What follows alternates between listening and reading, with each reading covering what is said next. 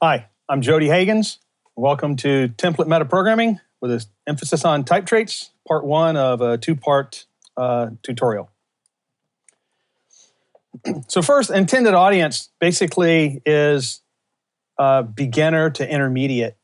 Hopefully this will be a gentle entry, kind of like a swimming pool, going into a river where you'll walk in, get your toes wet, then you get your knees wet. Eventually you'll get to that little rope at the swimming pool and get into the deep end. And there might even be a river at the end that we get into and might take us down a little bit. But hopefully it'll be able to give a beginning introduction to just about anybody, and with enough stuff later on for some experienced people around.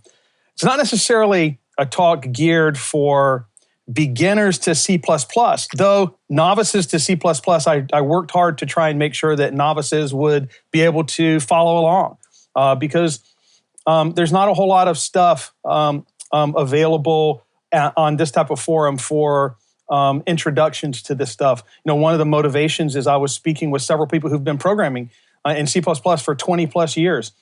But yet, because of their work environment, either through doing defense contracting or because of the compilers that their employers are mandating that they use, they really haven't used much of the metaprogramming techniques at all. And now it just seems like such a big barrier to entry because the techniques have advanced so much in the past 20 years, and just in the past 5 years have advanced so much that it seems like it's so steep.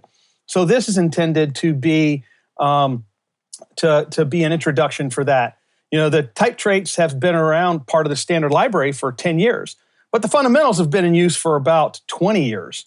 Some have avoided more modern techniques because of a perceived large barrier to entry. And part two will be a continuation, but a little bit more depth with hopefully a swifter current. So this talk is basically going to fill some gaps. If you remember back in 2014, we had a talk by Dr. Brown.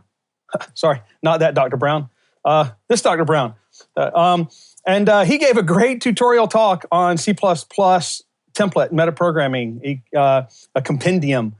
And actually, if you only have 2 hours of your life to spend on C++ template-related stuff, then you should go ahead and log off and go watch those 2 hours because they're great talks. In fact, I've considered them mandatory viewing for anybody that I work with or anybody that really wants to take C++ seriously at all. So this is supposed to be a tutorial. Dr. Brown explicitly said he wasn't really, that it was probably going to be over for novices, and I hope to be able to bring novices along at some speed. You still have to understand some templates syntax, but hopefully we'll have a lower barrier to entry and learn how to implement and how to use the type traits in particular. So we'll explore those and focus on techniques for implementing them, hopefully remove some of the mystique that still surrounds template metaprogramming, and get some practical advice from what I consider a regular user. I'm just, a regular Joe, or maybe a regular Jody, but I'm just a regular user. And but I've been using for a long time, and I've worked with people for a long time using these techniques. So hopefully we can readily use the standard set and maybe even implement your own when the time comes. So metaprogramming in general is when programs treat other programs as data. It could be other programs, or it could be their own program. It could be at compile time, or it could be at runtime. Now, I know you might not consider this metaprogramming, but this was the very first book that I ever had that I did something that I considered metaprogramming. Okay, this is Jim Coplien's Advanced C++ Idioms from back in 1992, I believe. And in that book, I learned how to, dynamically load shared objects that have been compiled with new virtual tables and replace the virtual tables from active objects while the system was running, because we were supposed to have a 99% uptime. And so to me, I was using program as data. It's not really metaprogramming, but I wanted to give Coplien a shout out there because I love his book. It's a great book. And that technique, even way back then, it's kind of like a run thing. So what we'll do here is get more compile time stuff. For example, Andrei Alexandrescu blew my mind back in 2001. Then we had this book in 2002, I believe, and then this one in 2004. Okay? Now, the thing is that these are all older type techniques, but there's a lot of people that still don't understand them. And the type traits themselves are focused quite heavily upon them. I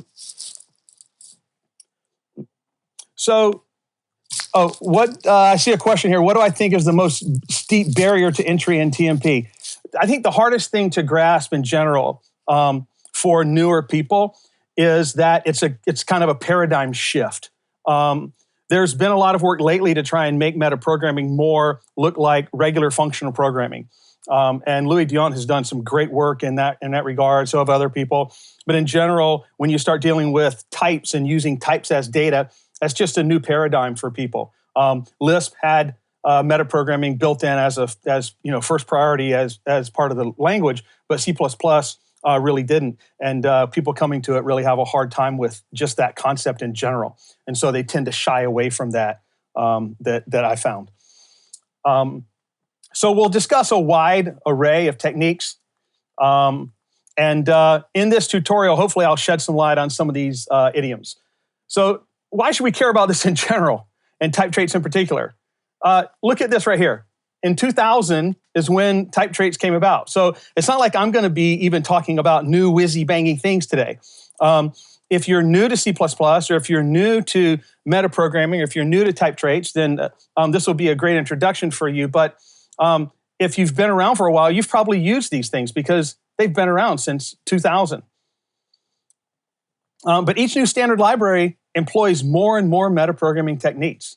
And some requirements are impossible without some advanced techniques. For example, the overload set selection, explicit versus implicit construction, triviality, those types of things in std optional would be impossible without these techniques. Furthermore, like the tools have advanced. Metaprogramming have become so good, so easy to understand that they're no longer limited to the realms of STL and Boost developers. And they've advanced to the point where all C++ programmers should at least understand the basics. And if you're developing a library that other people are going to use, even if it's just internal to your company, then you should understand probably a good bit more. C++20 has concepts and independent requires expressions. And when you start looking at those, you'll see that even those basic require clauses are built upon, the basic concepts are built upon the ideas from the type traits themselves. So they'll have 2 talks intended as a tutorial, hopefully focused on techniques related to standard type trait classes, not necessarily general and not necessarily the general population. It's a beginner kind of tutorial. There's a lot of templates for beginners at this talk. I encourage you to look at Andrei's talk tomorrow.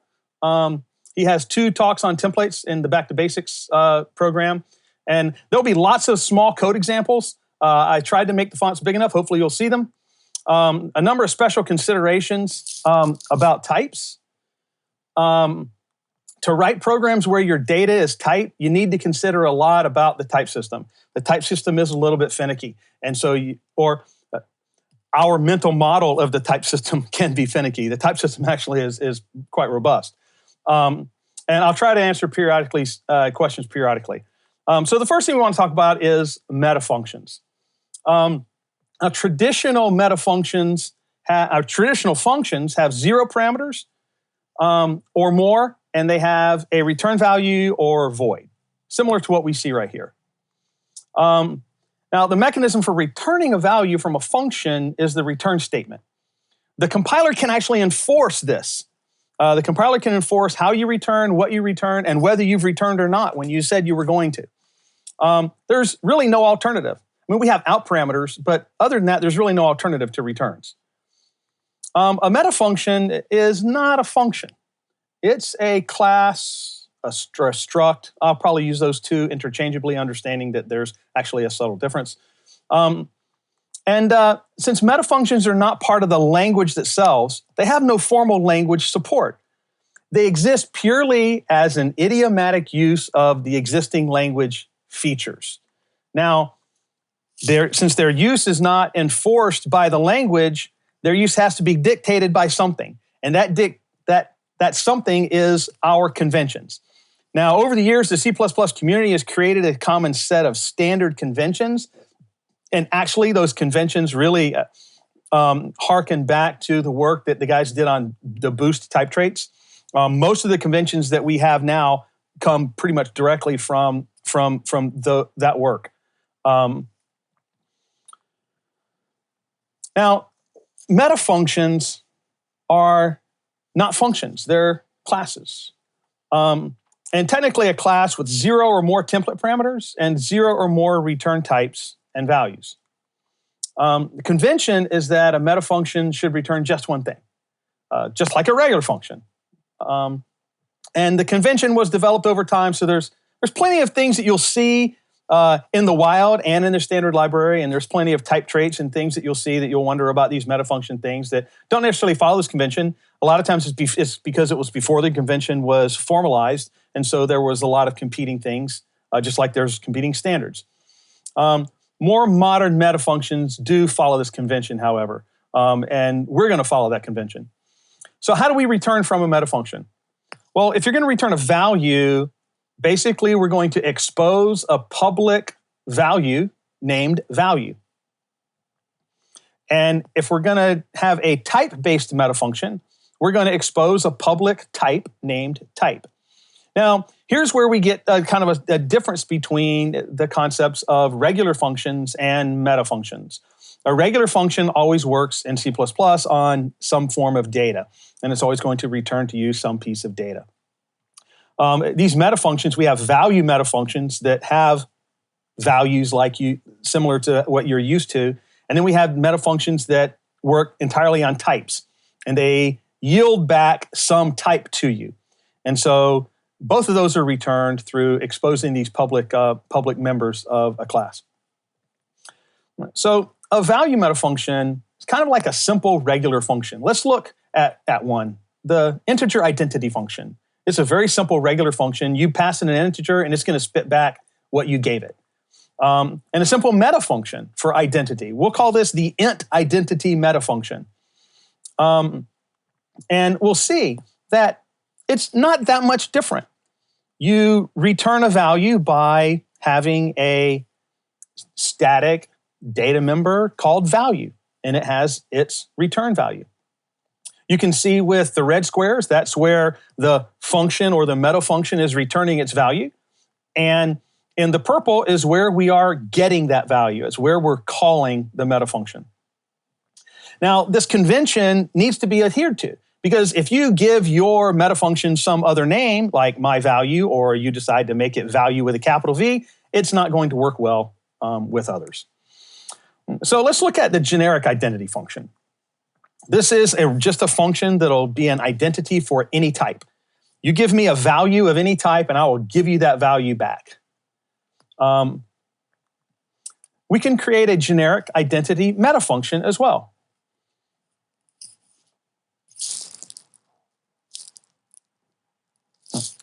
And we'll in the generic identity metafunction, we see that the value identity is going to return a particular type of data. Now, this is a little peculiar because we have to tell it what type we're using. This is going to be a value identity. It's a generic metafunction, but we have to feed it the type, int, and then the value 42, or unsigned long, and the value 42. It's a bit cumbersome, but it's not too bad once you get used to it. Now, in C++17, we get a little bit easier value metafunctions because we have this cool word called auto. Now, we're not going to discuss all the details of auto in this that's in this template parameter at this time. For now, it's sufficient to understand that it basically means that the template will accept and deduce the type of any non-type template parameter. I'm squishing a little bit there, but that's you can kind of think of it that way. And now we have our value meta function that is a generic identity function for anything. So there's a question that I saw that said, can we consider template aliases and variables to be meta functions? And yes, we can, and we'll get into that in a little later. But especially with template aliases, they always see straight through to whatever's there. So even though it's a template alias to us at the language level, it's designed specifically to see completely through to the very end. And so whatever it resolves to is going to be that. So an alias template is going to end up eventually invoking a meta function itself. I don't know that I would consider variable templates to be meta functions themselves. Some people do, but the variable template itself, with the meta function, there's certain things that you can do because you can, with its instantiation and callability. And with the variable meta function, it's kind of like caching the result of a called meta function. So let's look at another regular value function. We have summing two numbers. Here we go, x plus y. We can do this in a regular function, and we can do it in a value meta function as well. We just create our struct, our template that takes two integers, and we're going to have a value that is equal to the sum of those two values. And it's going to have its proper type, it's going to compute them, and then we'll be able to grab the value, just like we do with the regular function. It just looks a little bit different. So we can also create a generic version of this. We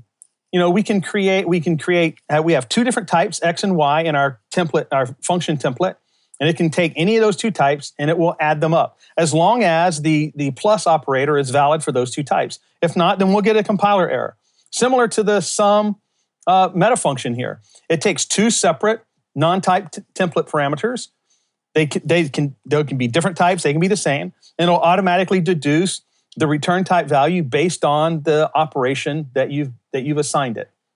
Now, it's a good time to note that I use a number of very simple examples purely for pedagogical reasons. And as such, there may be much better code alternatives in production code, and in many examples, you may find other alternatives. For example, even right here, we could make a const expr function. And that function could be const expr, and we could just use that instead of using the meta function at all. And if const expr was around many years ago, we might not have the same, we probably wouldn't have the same stuff that we have now. But we do have these meta functions, and the value meta functions as classes do have their place. Just like in your code, you write regular functions and you write function objects that you use to query other information or for whatever reasons you have. So even with const expr, the value meta functions do still have their place in our design. Now, as I said, the type meta functions, though, is kind of the workhorse of doing type manipulation. You can manipulate types with regular functions through proxy objects, and especially with all the const expr stuff. But in general, type meta functions are going to just return a type. Here's our type identity, just like we had our value identity. We had a value identity that you feed it a value. Give it any value, it's going to give you that value back. Well, this one, you give it any type, and it's going to give you that type back. C++20 actually introduces std type identity, which is pretty much what you see on your screen there, except for the spelling of camel case and stuff. So, calling type meta functions. When we call a value meta function, we can easily just call the function. I'm going to try this here. We can easily just call there's the function, there's the meta function, there's its parameters. Consider it just like parentheses. There's the meta function, there's its parameters, and here's how I get its value back. When I call one with a type, it's the same way. There's my function, there's my meta function, there's my parameters, and this is how I get my result. Now, this is kind of clunky, but it's not too bad until you start getting into what we call dependent types. And then we have to do what I call the type name dance. So in this case, And I'm not going to get into it entirely here, but that T, if that is not an explicitly known and bound type, then the value of type is going to be dependent upon what T is.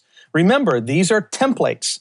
You could specialize it. Somebody could have a variable that is named type. They could have an enum that's named type. They could have anything that's named type. And the compiler doesn't know yet what it's going to see. So when it comes across this expression and the type is dependent upon the template parameter and it can't determine what's there, it has to make a guess. And the rules say that if the compiler does not know exactly what : type will be, then in order to have the compiler treat it as a type, you must give it type name. So anytime the compiler does not know what : type is, you must give it type name if you want it treated as a type. Otherwise, the compiler will not treat it as a type. And we're doing type metafunctions, so we want to treat these as types. Well, we end up with some calling convenience things here. So, for example, our value metafunctions use variable templates ending with an _v. So, for example, we have a value identity. In order to call this metafunction, value identity, I'm going to call value identity with a 42, and I'm going to get its value back. Well, I can do the exact same thing by invoking this variable template. This variable template, value identity _v, means this exact same thing because it's taking the value identity metafunction, calling it with the parameter x, and grabbing its value. And it's storing it into this variable template. I mean, storing it means it's going to be available at runtime, which isn't necessarily true, but you get you get the idea. So this is a convenient way of calling value metafunctions. It does require you to instantiate an extra variable template. Now, it's really helpful when we start using it with types because we use _t, and it helps us get rid of the whole entire type name dance. Because you can see, instead of doing this, calling the metafunction with its parameter to get its value and adding the type name, I can just call the metafunction with _t and with its parameters. These calling conventions are easier to use, but each one must be explicitly handwritten. So every time you write a metafunction, if you want to provide the convenience capabilities, you also have to write the convenience alias template or variable template. There's a meta convention to get around that, which I may get to later, but it depends on template parameters, which is probably a little bit advanced for this minute. Let me see what we have questions here. How can we combine metafunctions and concepts? Well, that's interesting. They combine very well. In fact, a lot of the core concepts are just simply defined as concept integral equals stood is integral type, right? So a lot of them are actually defined as the types themselves. If : type is not treated as a type, what can it be treated as? Anything. It says it doesn't know what it is, and so it's not going to treat it as a type because it doesn't know, and so you're going to get a compiler error because it doesn't know what's there, and it will actually. And now, back in the old days, the compiler just grokked on you, and you had to figure out what was going on. And now the compiler error messages are so much better in just about every compiler, and it'll tell you, hey, maybe you need to put, maybe you're missing a type name there. If you put a type name there, then I'll interpret it as a type.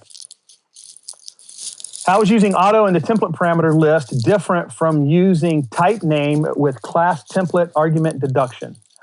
How is using auto in the template parameter list different from using type name, class template argument deduction?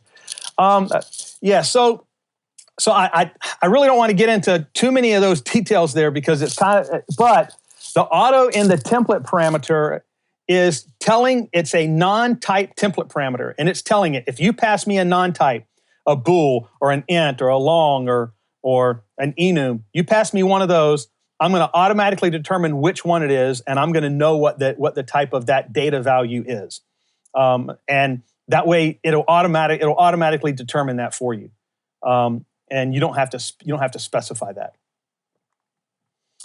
Okay, that was actually a good place to do those, because now we're going to get into a very useful metafunction, probably the most useful metafunction, integral constant. Now, this is what integral constant looks like. So it's bigger than anything we've seen so far, but take a look at it, and we'll see it's got a value. So it's a value metafunction, which kind of makes sense. It says it's an integral constant.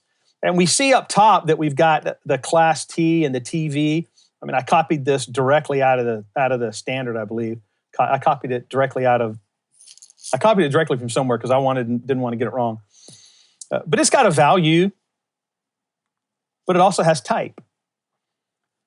So it's actually it's a value metafunction, but having it be a type metafunction as well. In fact, it's a type metafunction that is an identity metafunction. It'll tell you exactly what the integral constant thing is. And then it also has the value type,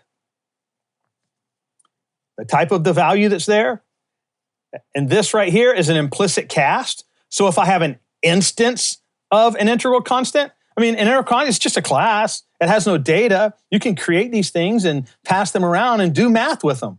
At compile, you can do all kinds of stuff with them. But this right here is an integral cast. So if you want, instead of calling : value, you could do squiggle, and that'll create an instance of it. And then you can pass it to a function or an evaluation of some context of some type, and it'll automatically convert it to that type.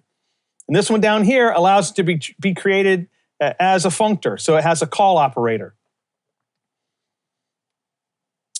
So integral constant is very, very useful because it allows us to wrap a constant with its type. And auto came around after this. Otherwise, we wouldn't need the first parameter that tells us what the type is. But it came around before that, and so it still has the type. So there's some convenient helpers that are really useful. And these are new as well. Bool constant is the same as an integral constant that takes a Boolean. Yeah, I like that. And true type is the same as a bool constant that takes true. And false type is a bool constant that takes false. Now notice that these are aliases. The bool constant is a template alias, so it's actually going to be integral constant bool and whatever value you pass in. True type is going to be integral constant bool true. False type is going to be integral constant bool false.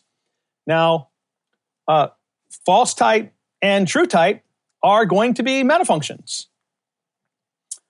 They're called nullary metafunctions because they don't have any parameters. We can just explicitly grab their value.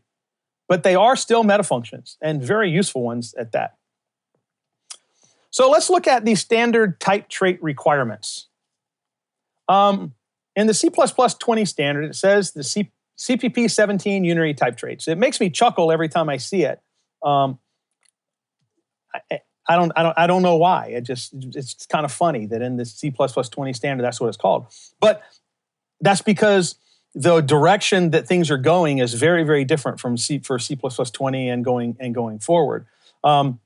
But it should be a clear indication that C++20 introduces some very different metaprogramming techniques. And so for a Unary Type Trait in the standard library, which is what we're talking about, Unary Type Traits in the standard library, it's a class template of one template type argument. Now there's an asterisk there, and that's because there's optional additional arguments that help define the type being described. They're allowed. But in reality, there's one template type argument for these Unary Type Traits. They have to be default constructible, and they have to be copy constructible. They have to publicly and unambiguously derive from integral constant. There's an integral constant. It's very important. All of the Unary Type Traits have to derive from integral constant.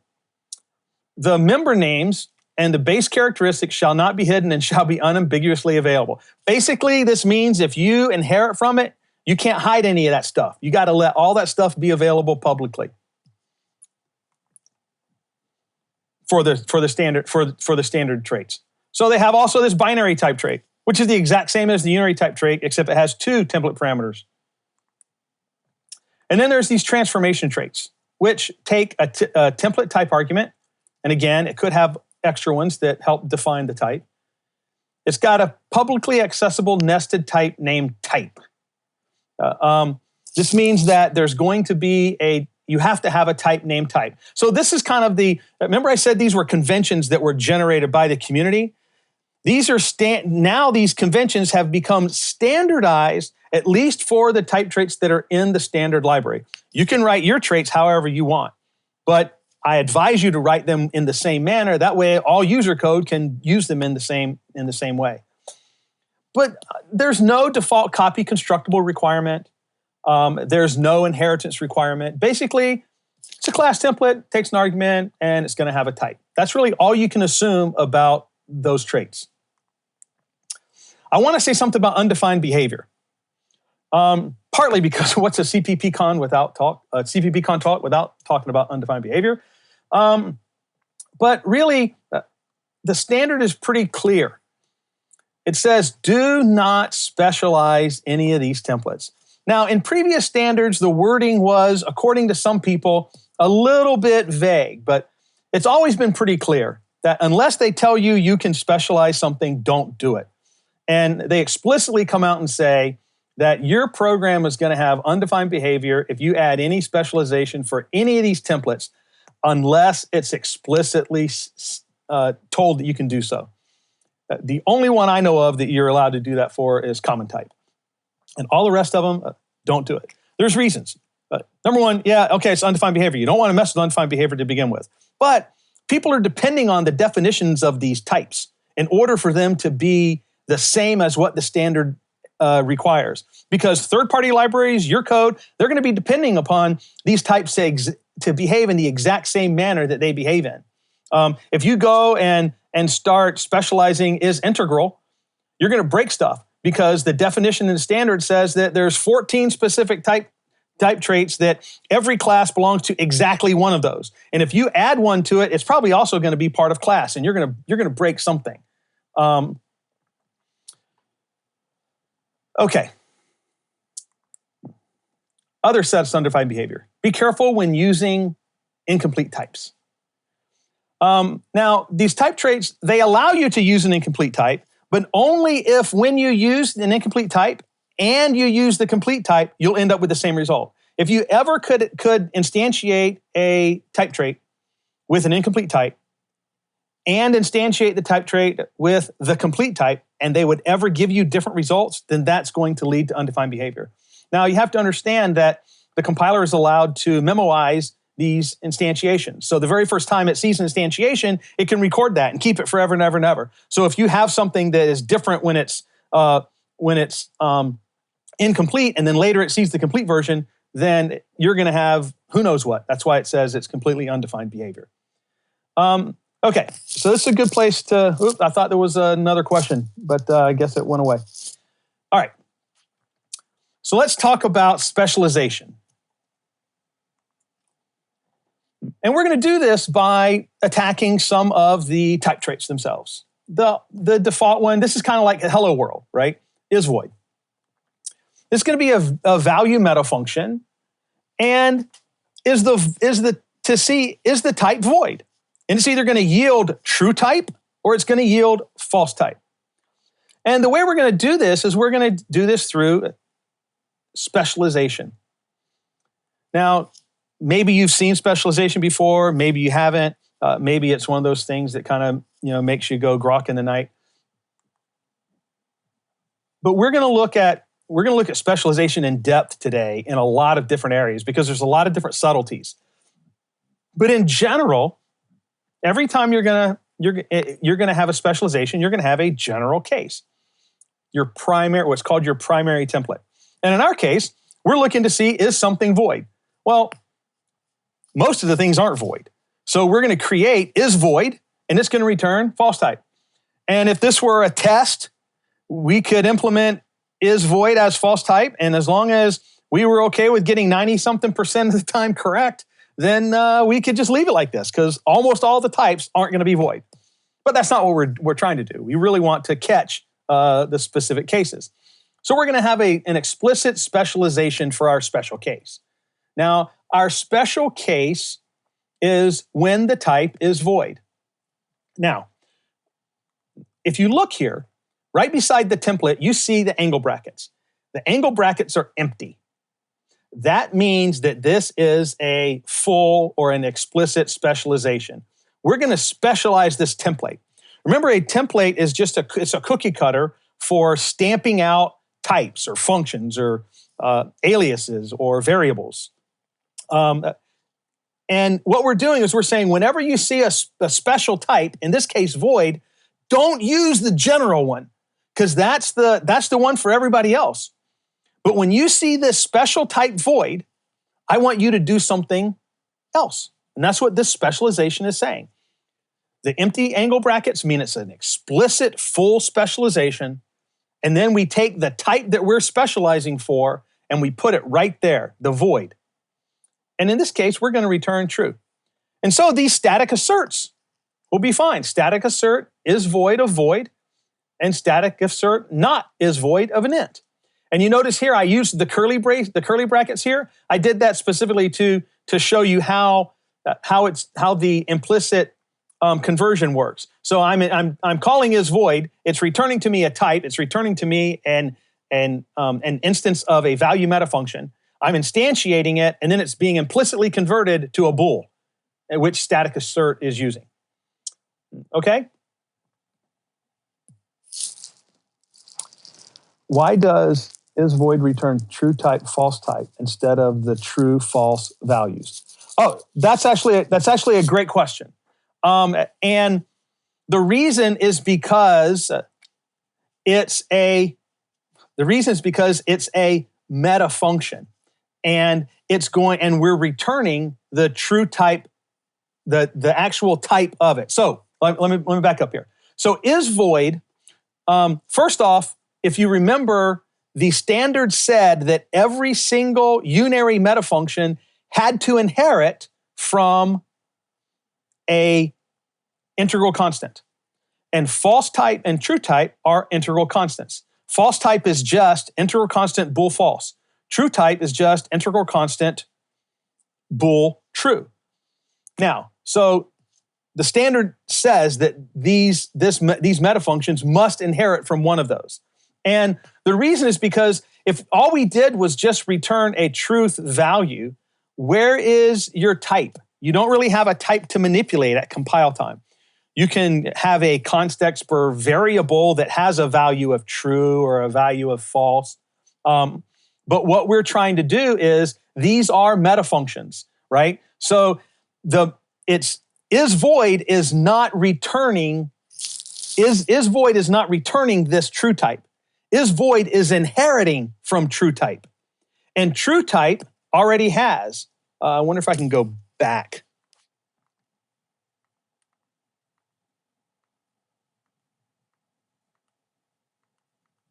There we go. Remember, true type is an integral constant of bool true. And it has this value right there, okay?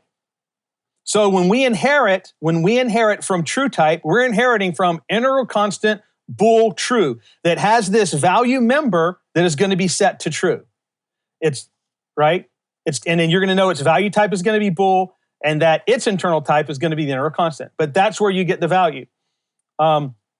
And because we're inheriting from one of these integral constants.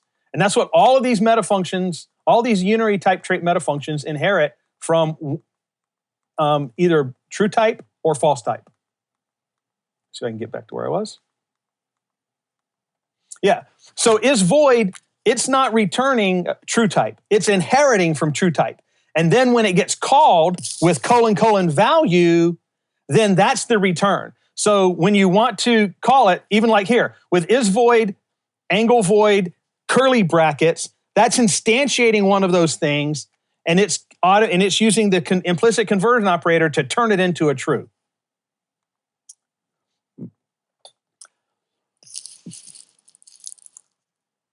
Why is inheriting from standard true type equivalent to returning standard true type? Okay, well, it's equivalent to it because when the integral constant has a nested member called type that is an integral constant.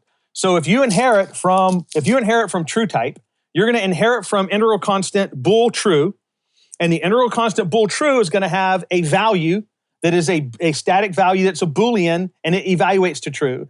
It's also going to have a type member, and that type member is going to be, let me back up. I probably should have spent more time on that, or I probably should have put it somewhere where I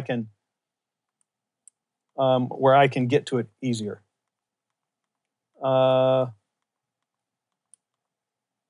Okay, here we go. Bool, and I'm fine going through this because this is important to understand. So true type is the same as integral constant bool true. It has a nested value, a static const per Boolean value member, a data member, and its value is going to be true. It also has a type with the name of type, and that type is integral constant of bool true. So when we have a type trait that inherits from true type, it's true to say that it inherits from true type. It's also true to say that it returns true type. It's also true to say that it returns true, because if you invoke it as a value metafunction by calling : value, then you'll get back true. If you invoke it as a type metafunction by calling : type, then you'll get back integral constant bool true, which is the same as true type. Okay? So that's why they are equivalent. Hopefully that clears up a lot for you. If not, feel free to ask some more questions, and maybe we'll meet together in the room afterwards and go over it. But this is a tutorial. I have a ton of stuff to get to, but if I don't get to it all, nobody's going to know, because it's not like I'm trying to reveal some great revelation at the end that nobody's seen before. So, is void? Is void const void? What about void volatile? What do you think? Is that void? So is void is listed in what the standard calls its primary type categories. And so this is what it says. It says for any given type T, the result of applying one of these templates, so any of them in that type category, not just is void, the result of applying one of these templates to T and to CVT shall yield the same result. So that means that yes, no matter your opinion, whether you think void const is void or not, the standard says that void is void, void const is void, void volatile is void, void const volatile is void. Because it says that the CV thing, it stands for const volatile. And CV are those const volatile qualifiers that you can add to these types. And it's saying that for any type you give it, if you give it a type and then you give it any of those other const volatile or const volatile together, then the result should be the exact same for all of those permutations. So let's look at is void again. This is the primary template. There's a specialization for void. Note the angle brackets to the left are completely these angle brackets. There's nothing inside of them. So this is saying this is void. Whenever is void is called with this type void, I want true. Whenever is void is called an explicit specialization with void with a const qualifier, I want to return true.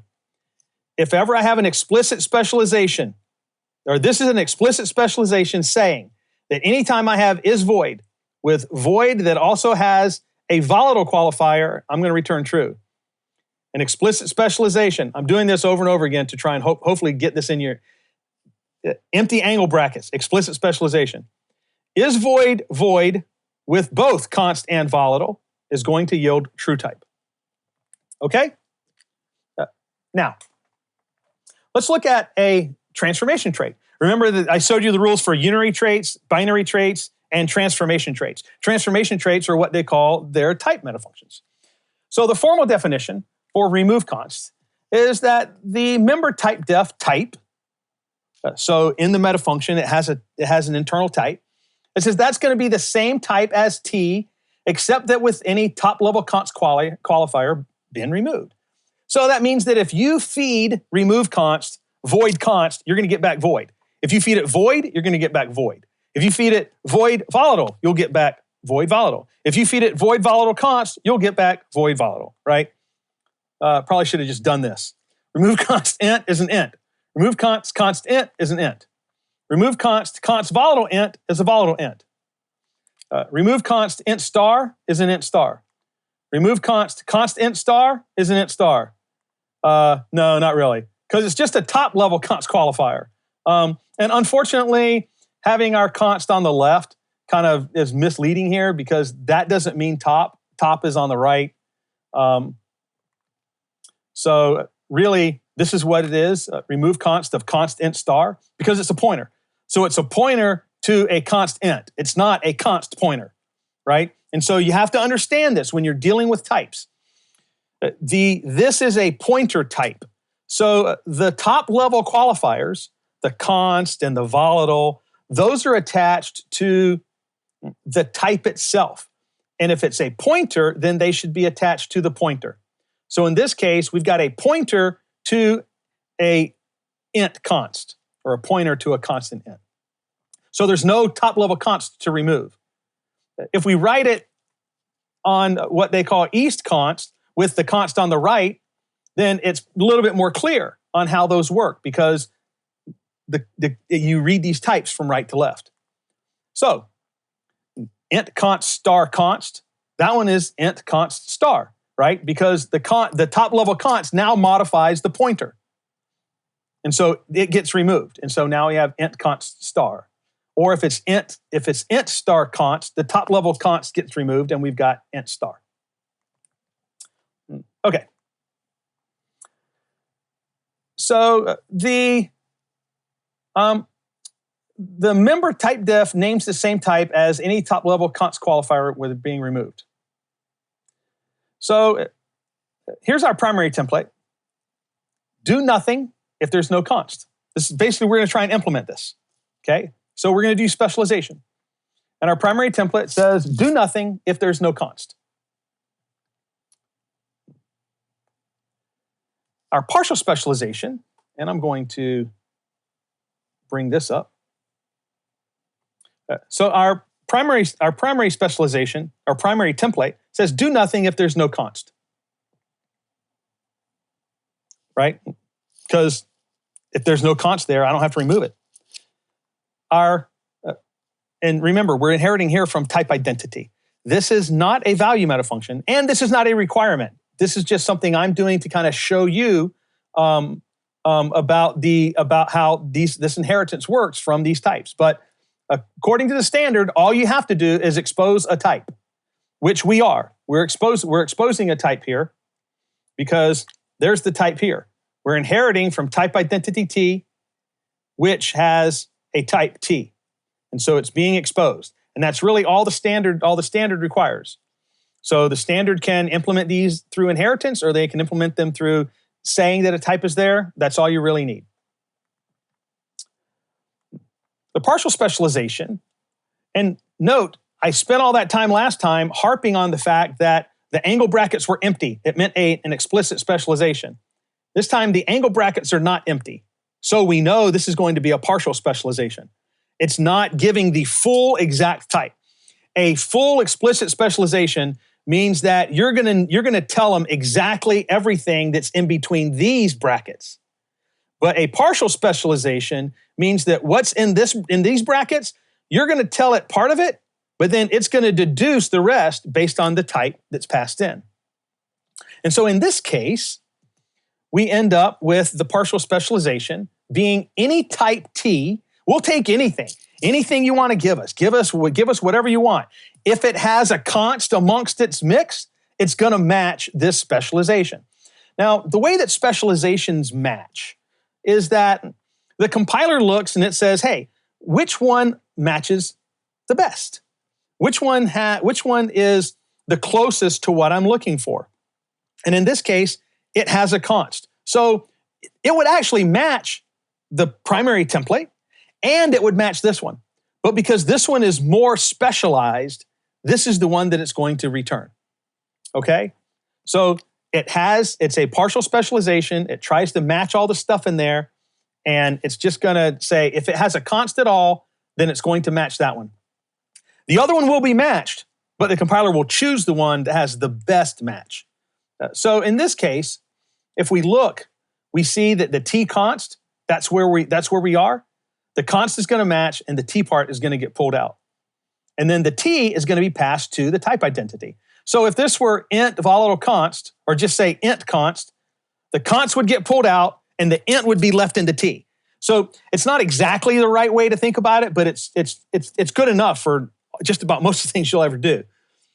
This partial specialization, it's going to take the whole entire thing, and it's going to match the const part, and it's going to pull that piece out, and whatever's left is going to be the T. And so that's what we're going to put into the type identity. So here's an example. Remove const, int volatile const. It contains const, so the partial specialization will match. Remove const, there it is, the partial specialization. The full match is remove const, int volatile const, right? That's the full entire match. Because whenever it matches, it's got the whole entire type.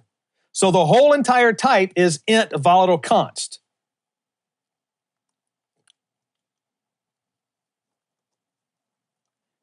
Can I remove the pointer from the slides? I don't know what that means. Oh, my pointer was in the middle of it. Sorry about that. I didn't even see it there. Sorry. Okay. So the full match is remove const, int volatile const. That's the whole type, int volatile const. And that's what's going to match inside that box. Now, the const is explicitly matched. So the part remaining to match with the T is the int volatile piece, right?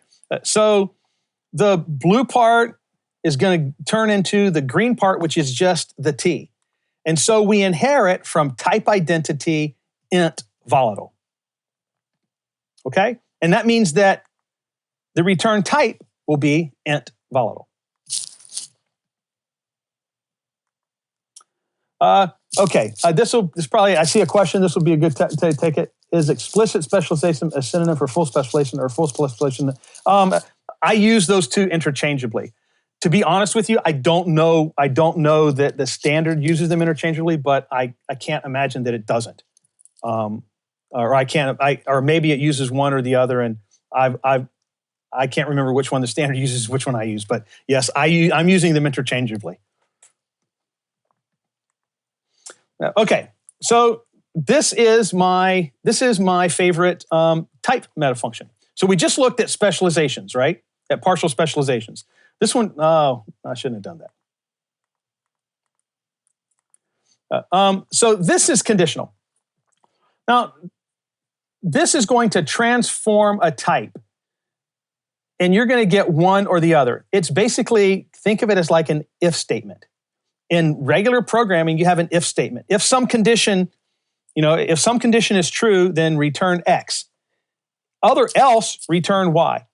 In this, you can read it as if the condition is true, if this bool condition is true, return the first type. Else, return the second type. It's kind of how you can read it, withstood conditional. So if this is true, I want to return that one. Otherwise, I'm going to return that one. And so what we're going to do is we're going to specialize. So there we have our template with the condition and true and false, and we have our partial specialization for just T and F. Note right here,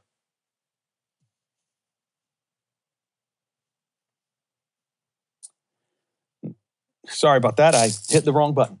Note right here that this partial specialization still has a T and a F because it's taking any two types. It'll match with any two types. It's not matching one type now, it's matching three types. It's gonna actually match one non-type template parameter, which is a bool, and it's gonna match two types. Our general case says for anything, I'm going to return true. So it's assuming that it's going to return true, right? It's returning this one, so it's going to assume that conditional is going to return true. The specialization is when it's false.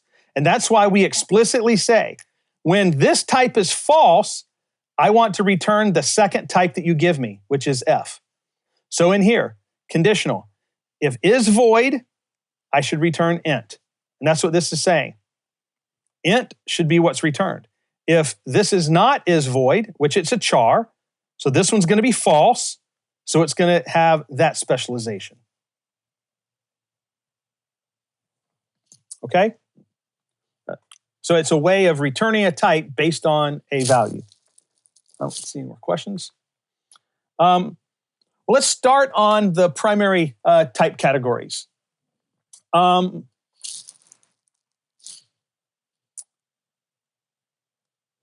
Do I have, I was looking to see if I had any questions. This is a good time to take them.